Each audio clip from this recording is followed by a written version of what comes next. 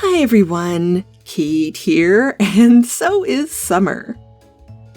We've been sweltering this week, so I thought it would be a great opportunity to try out some summer beauty advice from the 1930s.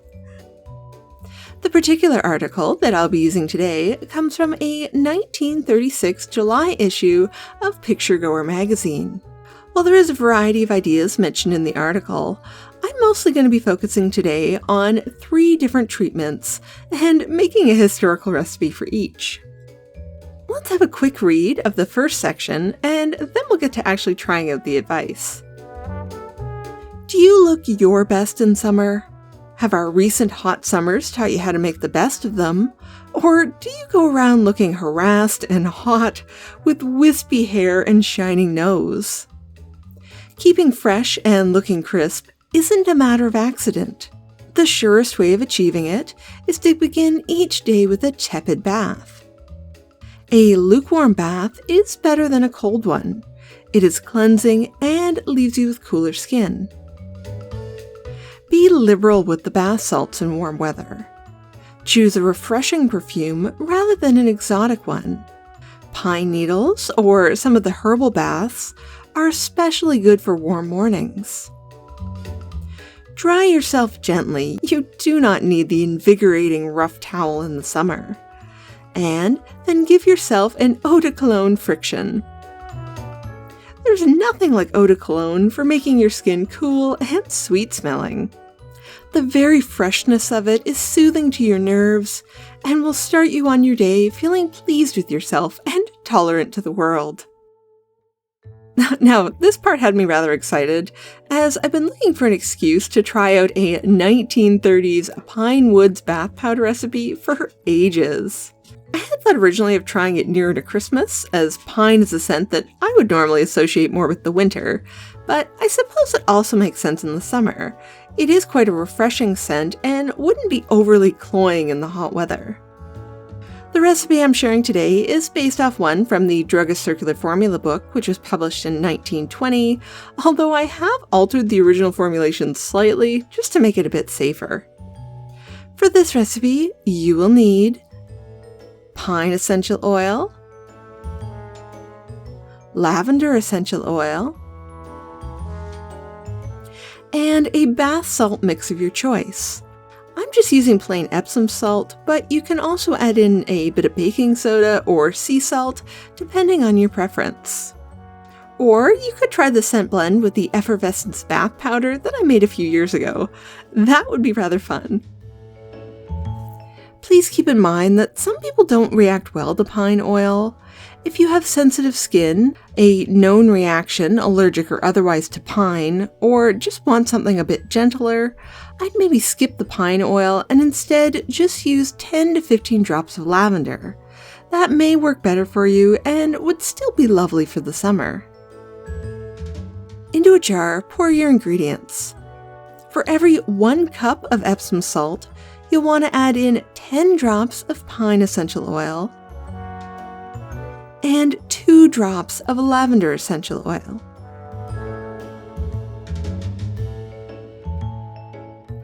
The last step is to close the jar and give it a really good shake. I like to shake it from a variety of angles and sort of rotate the jar as I go to make sure the oils are fully blended in. You don't want any concentrated clumps that could cause irritation.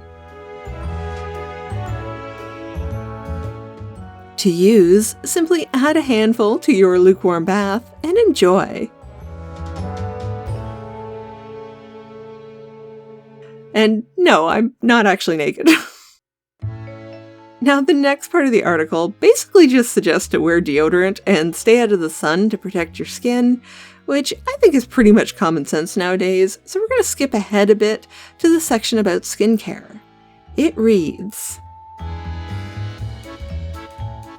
the complexion needs plenty of skin food during the summer to counteract the drying effect of the sun and sea air and the long hours spent outdoors. Never miss your nightly massage, and on coming in from tennis, golf, motoring, or even a simple picnic, give your skin a good cream cleansing. This method of cleansing will not irritate the most sensitive skin. Take a pad of cotton wool and soak it in cold water. Squeeze out the surplus, and then sprinkle the pad with a lotion composed as follows: 1 ounce of extract of witch hazel and 5 ounces of rose water. Spread this pad with a layer of cold cream or cleansing cream and use it on the face with upward strokes of the pad. That's quite interesting. I've often seen rose water or witch hazel toner applied after cold cream, but I've never seen it before applied simultaneously. We just have to try this one out. Now, I certainly don't need a full 6 ounces of this lotion just for experimentation purposes, so instead I'm using 1 teaspoon of witch hazel and 5 teaspoons of rose water to make a nice little sample-sized lotion. This lotion also doesn't have any preservative in it, so I would advise caution if mixing up larger batches, as it is water-based, and bacteria and mold, they love water-based products.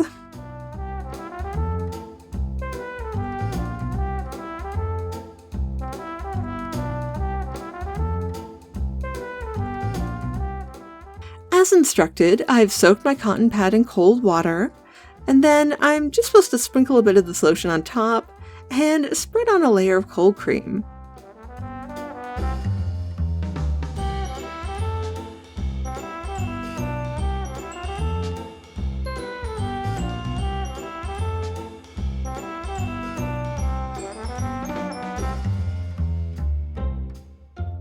I must admit, I was actually really surprised how much I like this. The extra water, it in essence dilutes the cold cream, making it lighter and more hydrating. It also doesn't feel icky like I was kind of worried about, but instead it's just gentle, refreshing, and rejuvenating. I will most certainly be doing this again. Although I did forget to use only upward strokes while applying it, but I don't think it made too much of a difference.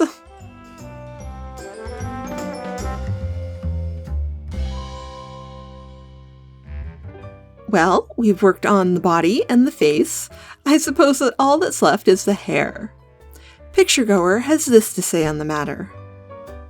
At the end of a holiday, most girls realize that their hair is brittle, dry, and has lost a good deal of color and gloss. It is not only lack of attention, and most of us, I'm afraid, are tempted to scamp brushing and scalp massage when the out of doors is calling, but the bleaching effect of the sun.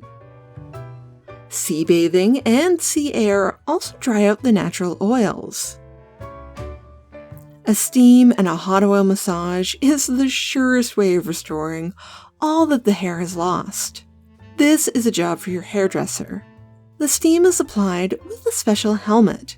When the pores of the scalp have been well opened, warm oil is applied and massaged in with the fingertips. The oil used varies with the color of your hair and the condition of your scalp. Finally, the shampoo, and you're left with hair that is soft to the touch once again, and a scalp that feels loose and pliable. Well, I don't happen to have a 1930s hairdresser on hand to give me a professional steam oil treatment, but I don't see why we can't do a simple but similar oil treatment ourselves and get comparable results. Start by selecting the oil that works best for you. This is personal preference and can really only be determined by trial and error. I personally like using sweet almond oil, but olive oil, coconut oil, and grapeseed oil are also popular alternatives. You could also use a different blend of oils and add in essential oils and botanicals, but we're going to keep it quite simple for today. No one wants to be doing more work than they have to on these sweltering hot days. Start by gently warming the oil. You can do this on the stovetop with a hot water bath, or you can cheat and use the microwave. We don't want it hot, just warm enough to still be very comfortable on the skin. I ended up microwaving my little bowl for about 20 seconds, and that was plenty warm enough. I probably could have done it a little less. Next, apply the oil starting at the scalp, massaging in well. I try to concentrate the majority of the oil around the scalp, and I find using an eyedropper really helps with this.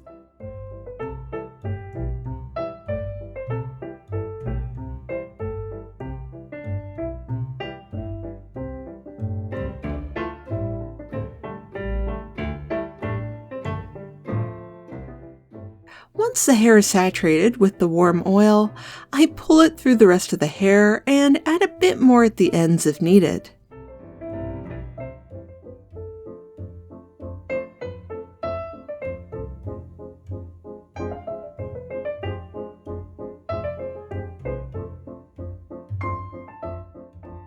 Leave the oil to soak in for anywhere from about 5 to 30 minutes, depending entirely on how much time you have, and then shampoo out. You could also wrap a warm towel around the head to help the oil sink in further and perhaps better replicate the original treatment, but be warned, this can ruin your towels, says the voice of experience. Now, you may need to shampoo twice or use a bit more product than usual if you used a lot of oil. While I don't normally go to the trouble of pre-warming the oil, this kind of treatment is actually something I use all the time, and I find it really soothing to the scalp as well as good for general hair health. And there we go. We are now ready to look our best for summer from head to toe 1930s style. Let me know down in the comments your favorite summer treats and treatments. And as always, thank you for watching, and I will see you next time. Bye!